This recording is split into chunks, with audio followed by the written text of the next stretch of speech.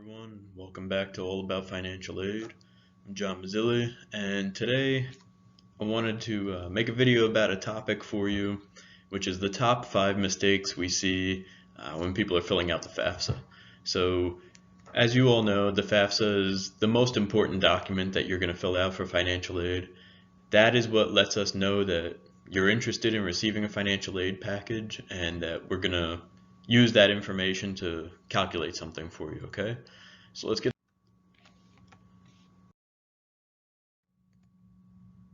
number 5, missing parent information. Now, parent information is important to put on the FAFSA, especially for undergraduate dependent students, but graduate students really miss out when they don't put the parent information on. And the reason is because you may qualify for certain loan programs that may have lower interest rates or more flexible repayment options, may qualify for forgiveness, that kind of thing. So I definitely recommend putting the parent information on. Even if you're a graduate student, it's not required because your actual financial aid package is going to be based on your information as an independent student when you're a graduate or professional student. But really, you have nothing to lose by putting your parents' information on there, okay? Number 4, not using the data retrieval tool. The data retrieval tool is probably the best example of really government agencies cooperating with each other.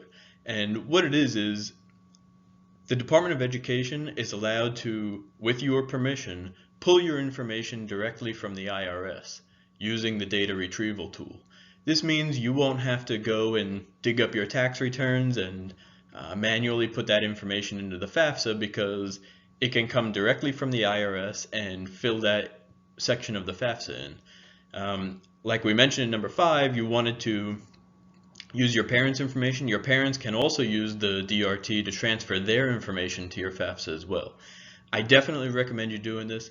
It's the 21st century. Let them electronically transfer all that information. It's going to be a lot easier for you, and of course much easier for us, which is very important.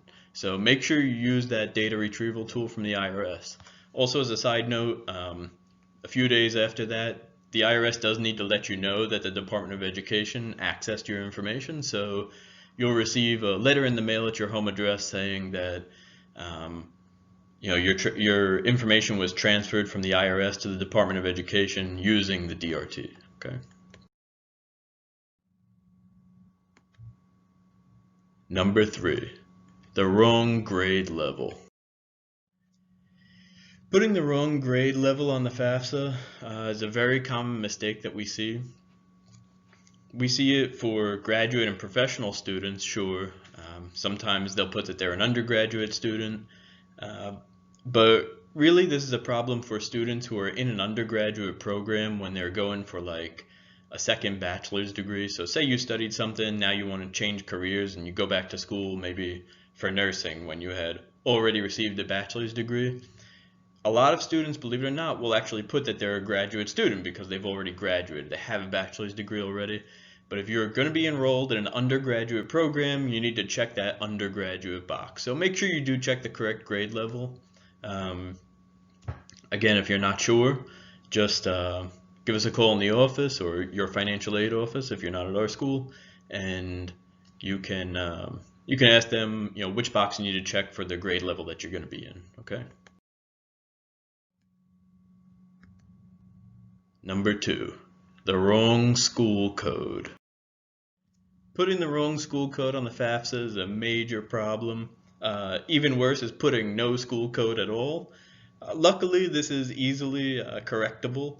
You can sign back into studentaid.gov using that same username and password, and you can just simply add our school code to your FAFSA if you didn't already put it in.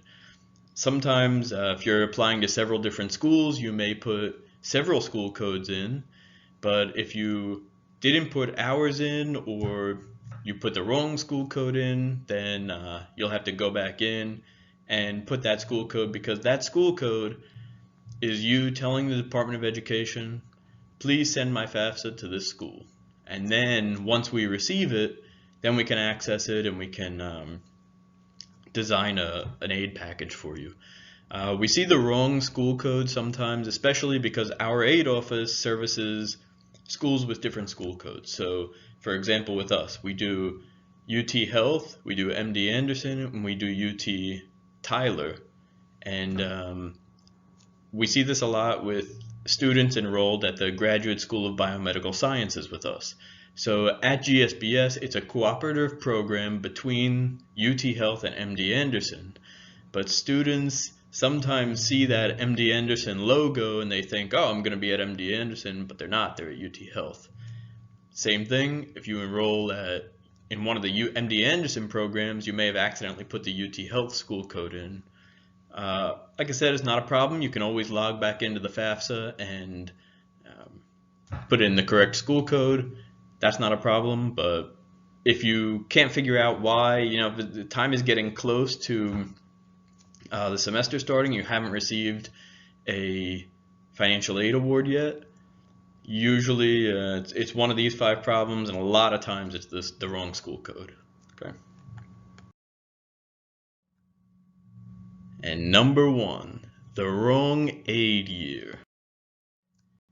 We see students put the wrong aid year all the time on the FAFSA. When you're starting in the fall and going to the spring, this isn't such a big deal because it's usually pretty obvious. Like if I'm starting in fall 2020, I need to fill out the 2020 to 2021 FAFSA.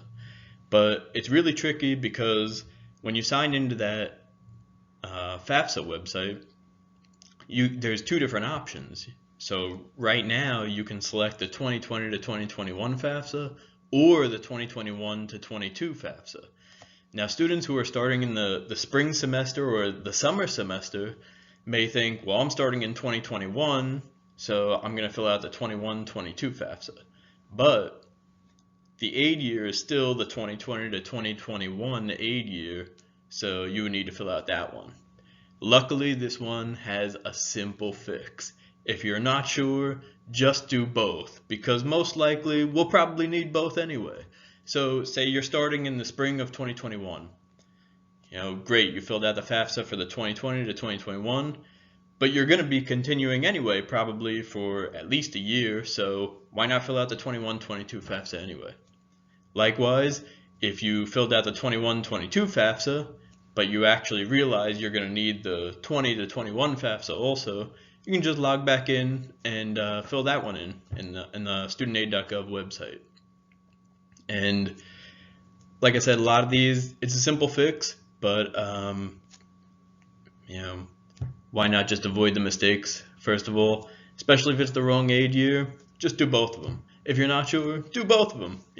It's the free application for federal student aid. It costs you nothing to fill out both of them. Even if we don't need one, it's not like you're out some kind of application fee or something. It's free. You can fill out the application for free. It only takes a few minutes, so just do both right at once. We're probably going to be continuing to the next semester, like I said, so you might as well do both anyway. All right, thanks for joining us today. Make sure you hit that like and subscribe button.